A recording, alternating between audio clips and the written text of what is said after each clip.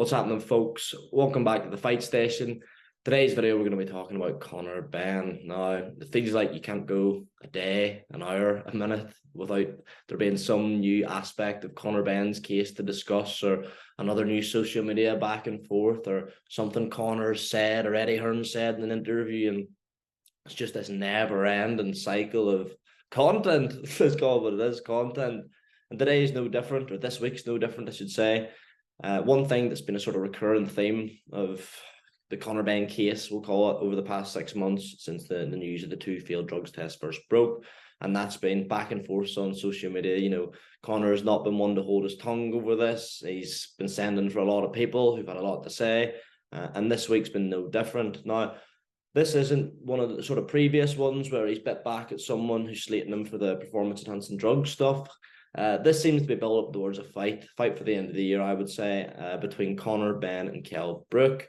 Now, these two were rumoured to be in talks to fight after Brook beat Amir Khan last year.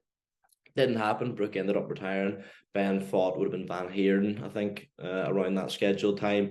And they moved on, but Brook, as well, has been well documented, has been struggling with retirement. And he's back in the gym, he's back training, he's back working with Dominic Ingle for the past few weeks, and there's been pretty concrete reports that he's looking to get back in the ring and he's looking to fight Conr Benn. That's been, reported on a few sources, a few reputable sources. And Connor's replied to one of these on Twitter, or he's quote tweeted it and he's went public saying, last time we were supposed to fight, you ran off into retirement instead, and it must have been the sparring video. So they've gone back and forth for a bit over what happened in this alleged sparring session, and the footage, some footage has come to light, maybe 45 seconds a minute, of the spar between Benn and Kell Brook. I think they actually did 10 rounds overall. And judging by that clip, I don't think anyone particularly gets the better of it. It looks like a really competitive spar. Hopefully one day we could see, the full version of it.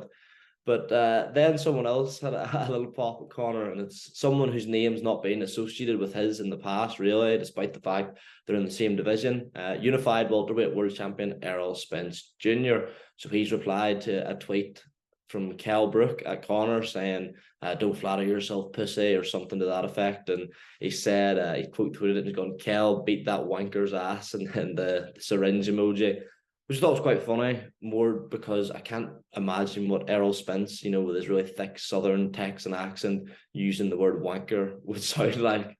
He definitely doesn't use that day to day, but I think that makes it all the funnier.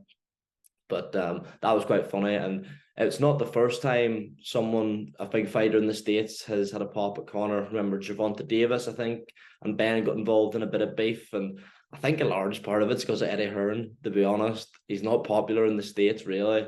Obviously, Leonard Elby and his beef is well documented. Al Heyman doesn't like him at all, doesn't work with him. Even he and De La Hoya, who they're on the same broadcaster, have had issues in the past, and I think Bob Arum's the only one who sort of works with him at all, and even he's not a fan. You've seen loads of interviews with him going, fuck Eddie Hearn, fuck Eddie Hearn. So I think that's a factor in it, and obviously the Benn situation contributes to it. I'll keep it diplomatic in here, but there'll be a lot of fighters who have got Benn, guilty in their head, and for good reason, many would say. So I think it's maybe perhaps unfair to pin it all on Eddie Hearn, but it's definitely a factor. But the main sort of talking point this week that's arose with Benn is a fight with Benn and Kell Brook. As I said at the start, I don't think it'll be next. I think Brook's only just sort of got back into training camp, and it looks like Conr Benn versus Manny Pacquiao is likely to be announced within the next week or so, judging by what Hearn and that have been saying in interviews. I think they're looking at June 3rd in Abu Dhabi, and make of that fight what you will, it'll make a lot of money. Should it happen? No, definitely not. I mean, it's a 44-year-old Pacquiao. He's not fought in coming up to 2 years, and even when he did fight, looked a shadow of himself, against a Conr Benn whose PR is already on the floor, knocking out this version of Pacquiao. What's that going to do for him? The mind boggles. But anyway, let me know what you think on a fight between Benn and Kell Brook. I think that's a good fight, to be honest. I think Brook looked like he had plenty left in the tank against Amir Khan only just over a year ago. If he can get in that sort of shape to face Conr Benn, it's a massive if. Well, I think it's regardless of whether he gets in that shape or not, it's the toughest fight of Benn's career. But I think that version of Kell Brook gives Conr Benn a really, really hard night. It's a really interesting fight. As I say, let me know your thoughts on it. Let me know your thoughts on the Errol Spence use of the word wanker, and actually let me know your thoughts on Conor Benn, Manny Pacquiao. I think that's one that really deserves a bit of talking, because it's just not a great look for the sport at all. But anyway, we'll move on.